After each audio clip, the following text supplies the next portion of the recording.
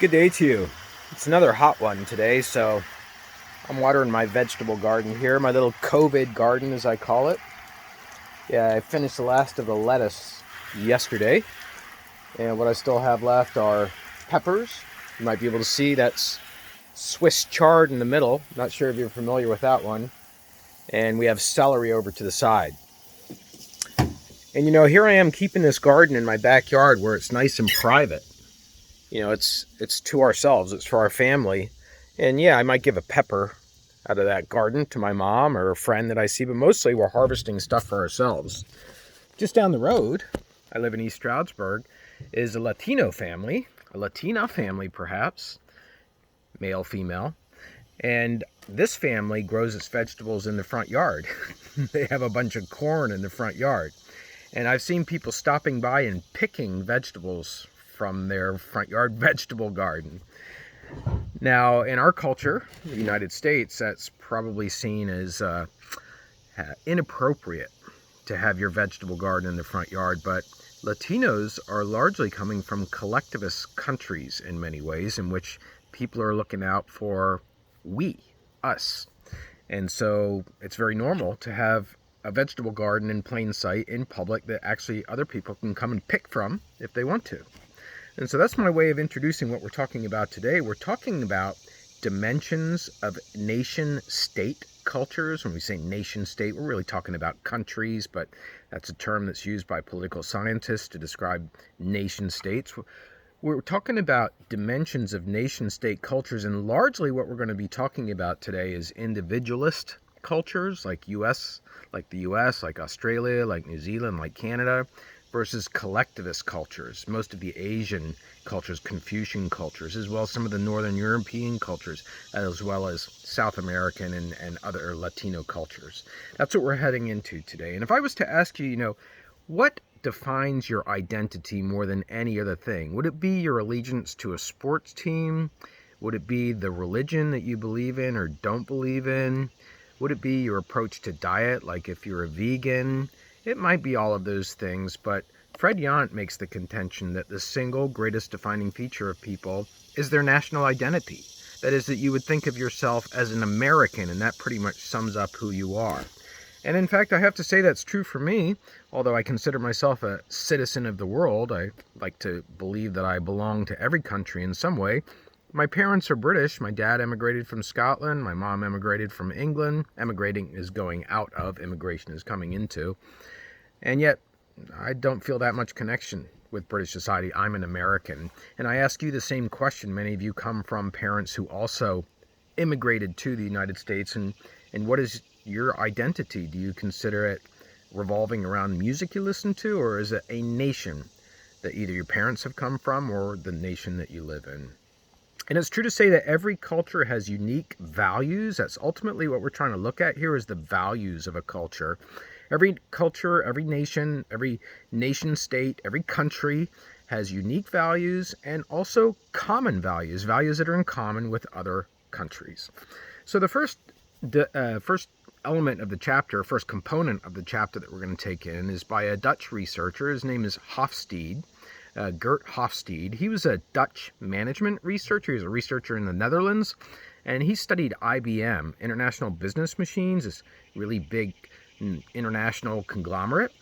And he was trying to locate different values that exist across cultures that IBM was working in. IBM is located all over the world.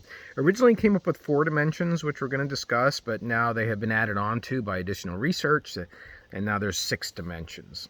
So the first dimension, which is again expressing values of a culture, is the value or the dimension of individualism versus collectivism, which I introduced at the outset of class today. It's basically how people define themselves and their relationships with others. So in an individualist culture like the United States, like Britain, like Canada, like New Zealand, there is more self-direction and self-achievement. There is the belief in self-direction. If somebody else doesn't need to guide you, there's self-direction and self-achievement. When you achieve for yourself, not necessarily for others. People look after themselves and their immediate families, but in the extended family, we try to find nursing homes for grandparents, for example, or cousins. They can stay with us for a short period of time, but they're not going to be living in the house permanently. So people look after themselves and their immediate families, and other people, it's left up to others. Also, people are defined in individualist societies by what they do for a living and what they have accomplished and what kind of car they drive. More materialistic things, but it's defined more by doing what you're doing for a living rather than who you are, and whether you're a poet or a writer or a playwright. As long as it's doing what you're doing for a living, that's what is emphasized in an individualist culture. And there's more direct communication in an individualist culture. It's what we would consider to be a low context culture, to revert to an earlier chapter term. So there's more direct communication what's going on. Compare that to collectivist cultures. In collectivist cultures, relationships are emphasized. That's what's important. And group loyalty and conformity are part of that, so that these relationships can be manifested, so that they can be shown. So activities in collectivist cultures are supposed to be interdependent. Everybody is supposed to participate. And each person's individual aims are supposed to be suppressed. If you interview the average professional athlete in the United States after a game, you see that tension going on. If an athlete is being interviewed because they had an outstanding game, let's say they're a running back and they ran for over 100 yards in football, they face this: do I talk about my stat or do I talk about the team winning?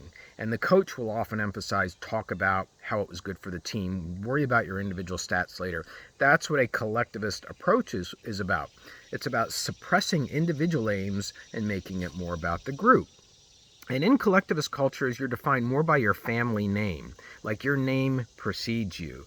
Fred Yant makes it a point that in this country, I should say, we do have famous names, like even the Kardashians would be considered to be a name with status, as well as the Kennedys, the Bushes, the Clintons, etc. Family names are carried forth, and who your name is and what your name is very important in collectivist cultures. And there's indirect communication in collectivist cultures. There's not a lot of yelling, not a lot of telling people that they've done wrong. There's just a wink and a nod and a read between the lines. Now, in individualist countries, you have the association of wealth with individualist countries, not so much in collectivist countries. Also, countries with moderate and cold climates are tending to be individualistic. They're cold climates most of the year, and the weather is not changing that much. Countries with higher birth rates are more collectivist. Big populated countries, China and India are good examples. In fact, Confucianist countries, Asian countries, have higher birth rates than Western countries, and they tend to be more collectivist. And when you look at the idea of inheritance, who gets the money when somebody passes away, really an awful thing to think about, in my opinion. Inheritance tends to be automatically equal in collectivist countries. The estate is divided up equally. But in individualist countries, there's the will determines who gets more. There's a nice study of Singapore in this section of the chapter. I'd like you to read Singapore, a really interesting country. It's really, really run very strictly. If you leave even a soda can in Singapore, you are liable to really a big punishment, perhaps even jail. It is absolutely fanatical about litter. It's in Asia, in South Asia, and it was originally occupied, well, it was not originally, but it was occupied for a time by the British, so it's an English-speaking country. It's a very interesting country to read about there in terms of collectivism and individualism. Let's, however, move on to the next dimension. Next dimension, Hofstede's next dimension is power distance, and this identifies values as well. And this is the way that a culture deals with inequalities. So it's the extent to which less powerful members expect and accept power to be distributed unequally. Do you just accept it? I can go down the bottom of the hill here. I live in the top of East Stroudsburg. I can go down the bottom of the hill. There's a street called Lackawanna Avenue. And there are houses there that are boarded up. There are houses that over years have been the scene of drug arrests. There are houses there that have been the scene of gunfire. And there are those houses down there. There's less income equality compared to this end of the street. And so, to what degree do we tolerate that, accept it, or say, no, no, no, no, we need to fix that? That's what we're talking about in power distance. In a high power distance country, the children and the employees, children and employees, not together, but as having a similar feature here, they are expected to be obedient. For example, in the country of Burma, which is located near India, if you want a marker, and also in Cambodia and Laos, those are 3 Asian countries, people automatically bend down and bow and take off their hats when they pass a monk. A monk has a high status in those cultures, and it's seen as completely normal to show that kind of hierarchical appreciation for them by being obedient, by bowing down and showing your modesty. On the other hand, cultures with high power distance have power and distance concentrated in the hands of a few.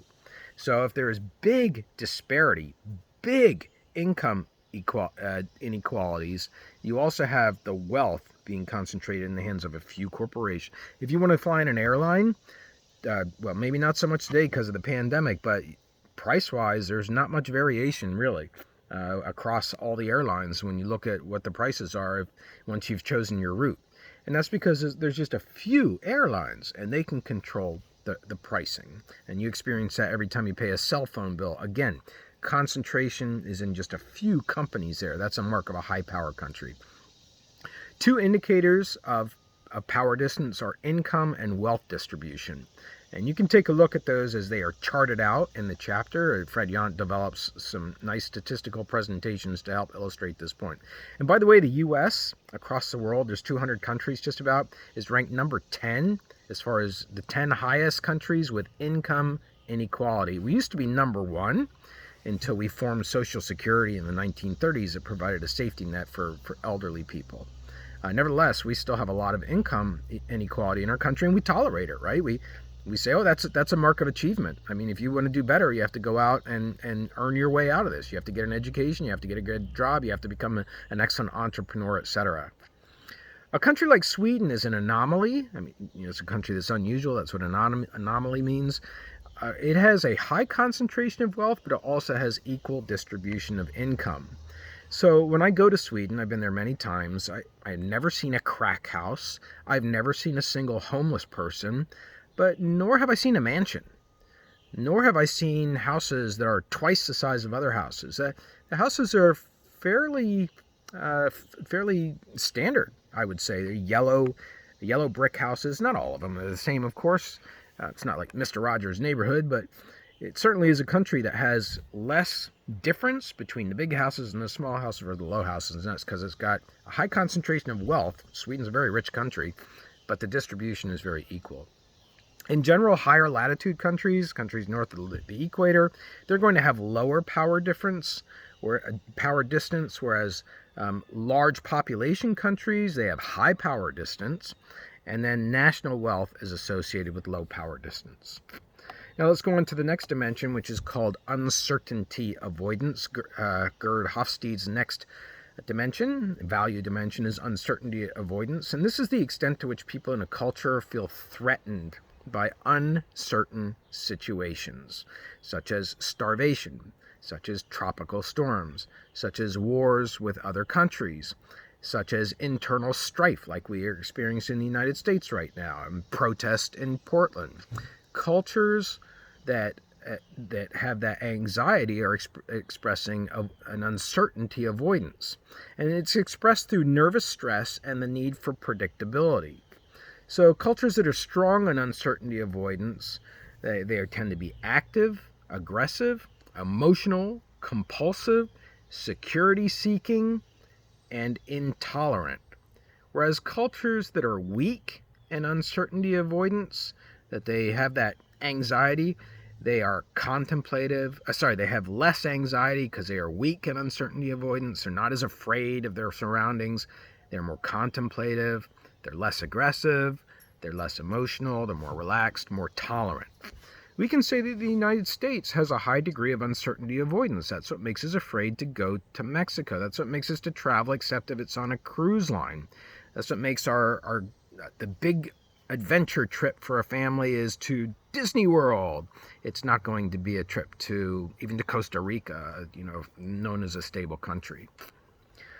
Now let's move on to the next dimension by Hofstede, and that is long-term versus short-term.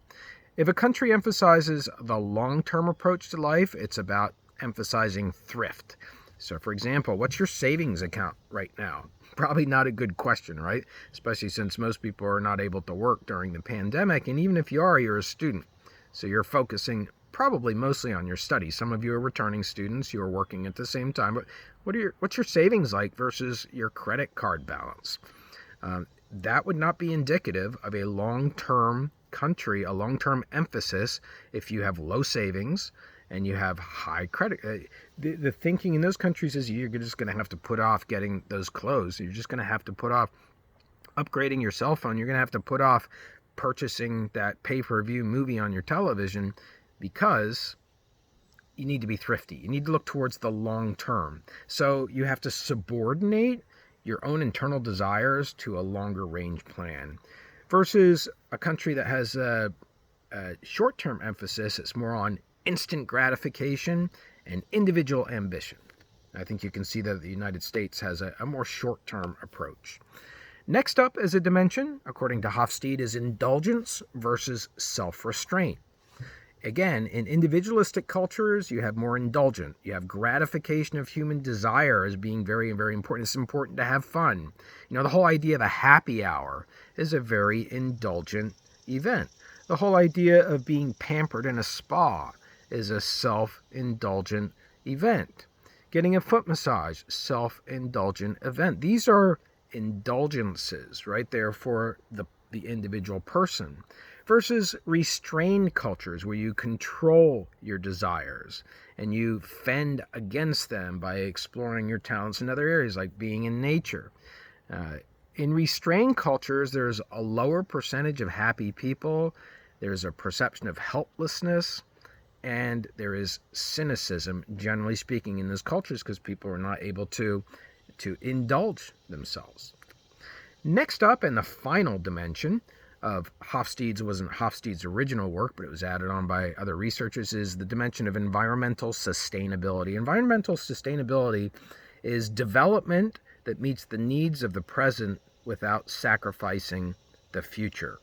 So sustainability essentially means if you're going to build a house, you don't take the trees down without making sure that you replace those trees. So there's not a net loss of trees. And that's what a whole carbon footprint idea is about, is trying to study that carbon footprint, the amount of CO2 gases that are put out, and to try and see if those CO2 gases can be met with an equal force to erase those gases by planting trees, etc. That's what sustainability is all about. Countries with low levels of power distance, right? There's not these huge concentrations of wealth and big income inequalities. Those countries, they tend, when it comes to environmental sustainability, they tend to be more interested in sustainability and have more sustainable ideas. Once again, citing Sweden, a country that I'm very familiar with, if you go across Sweden, you see tons and tons and tons of windmills all over the place generating electric power. This is a very good example of how Sweden has committed itself despite how these windmills look across the landscape. And some people say they look kind of nice. They're white. Big white, they sort of fit in with the sky and the clouds. Those windmills are creating electricity for the good of the population. It's a good example of a country that's interested in environmental sustainability. In fact, Sweden and Norway and Finland, they rank the highest for environmental sustainability, and Uruguay, the South American country, is in there as well. And I'm not quite sure why, but Costa Rica should be in there too, because it's very concerned with its environment, very concerned with sustainability and the ecosystem all over the world. The U.S., by the way, ranks 45th out of 50 states as being interested in environmental sustainability.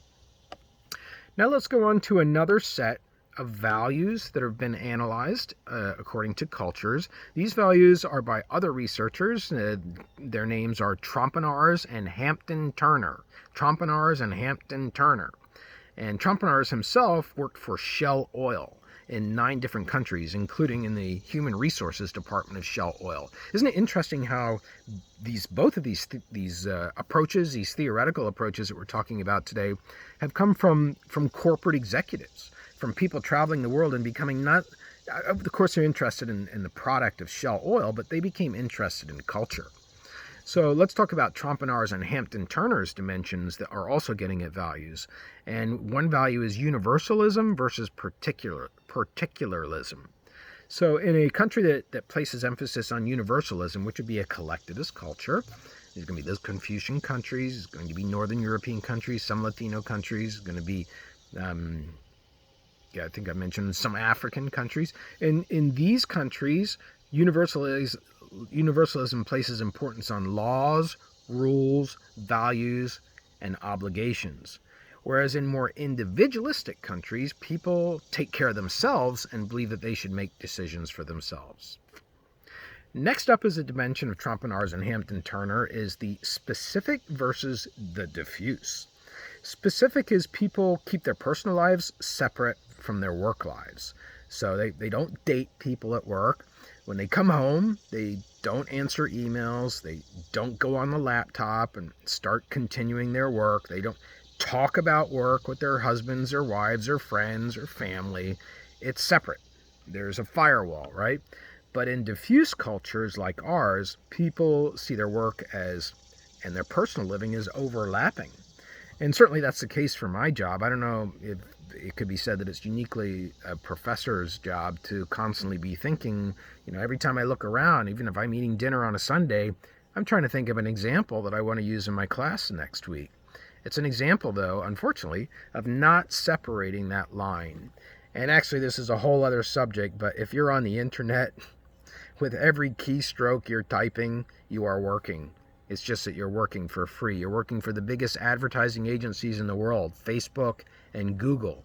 Those are big data companies, and every keystroke you type is being collected, analyzed, and sold to advertisers. So I don't even know if it's possible in the internet age anymore to say there can be a difference between a specific and a diffuse culture. I say that's another topic for another class. That class is called Critical Perspectives on Social Media Use. It was taught this summer. It's going to be taught again over the Christmas break. I'm teaching that class.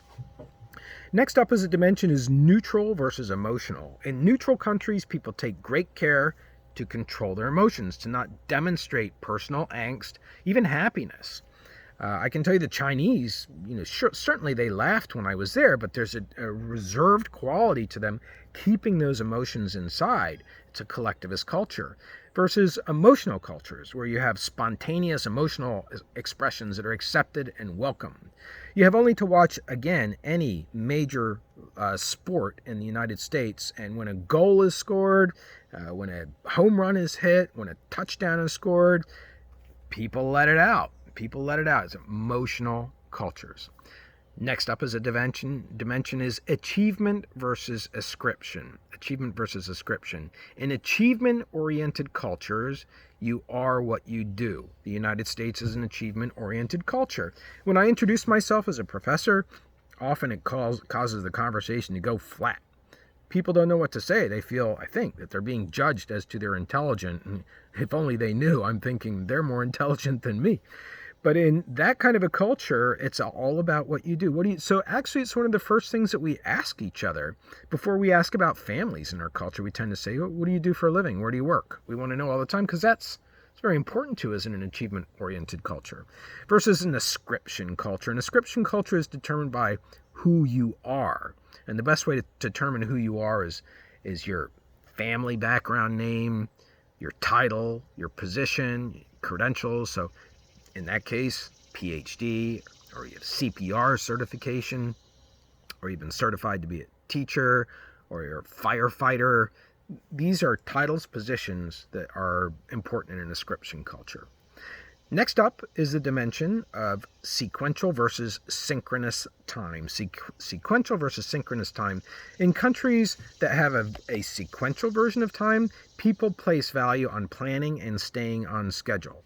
So the United States is more in that way of thinking. If we name a time, we generally consider that we're going to be there on that time. I mean, students may come to class 5 minutes late, 10 minutes late. Nothing like Mexico, where they might come 2 hours late, 3 hours late if the professor's still there. I know it sounds crazy, but that's the way that our sequential culture is. And in Northern Europe, it's even better. Like a German person and a Dutch person, they are never late. Like if you say, I'm going to meet you at 11 o'clock, they are standing there at 11 o'clock. They've made sure that even 11:01 is seen as a sign of disrespect. Versus synchronous cultures. Synchronous cultures, the culture works on multiple projects at one time. It's not like one thing has to be done and planned and marked. It's just like everything is happening all the time, and it can happen whenever. I know that seems like a very vague description, but that's essentially what synchronous culture is, what the synchronous idea is saying. And finally, we have the dimension of an internal direction versus outer direction. In countries that have internal direction, people believe that they can control their environment and they can control nature to achieve their goals. I mean, I had to have a heating system put in my house this summer. I wasn't happy about it, but the air conditioning wasn't working, and the HVAC person came out, and the next thing I know, I'm also into it, my boiler is bad. So at the same time, I thought to myself, we have a lot of allergies in this house, and my wife is sneezing quite a bit, my daughter. Should I take this opportunity to try and fix that? And so I did. I took the opportunity and I had a filtration system put in the house, which is supposed to screen out the allergens that are in the air. Now, those allergens are natural, right? They're falling from the trees behind me. They're coming from flowers, from pollen being spread by birds and bees. Here I am trying to control the environment because of an internal direction that we can control our environment and nature to achieve our goals, in this case, better health. Versus an outer directed country where people believe that they're influenced by the environment and they must work with the environment to achieve their goals. So in that kind of a country, maybe what I would do is I would just live with the allergens, and at the night I would open up the windows to try and get the air in, the natural air to circulate through the house and blow those allergens out of there. That might be an outer directed approach to that problem. And then finally, the chapter ends with a really interesting study of Japan and its homogeneous culture as it is described in the chapter. Japan's a very interesting country you should take a look at in terms of these chapter concepts. It was set up, the economy in Japan, by America after World War II, General MacArthur. So Japan is a very capitalistic country. It's very much like ours from an economic standpoint, but when it comes from a culture standpoint, an individualist versus collectivist culture standpoint, it's a very different country. Happy reading and have a great day.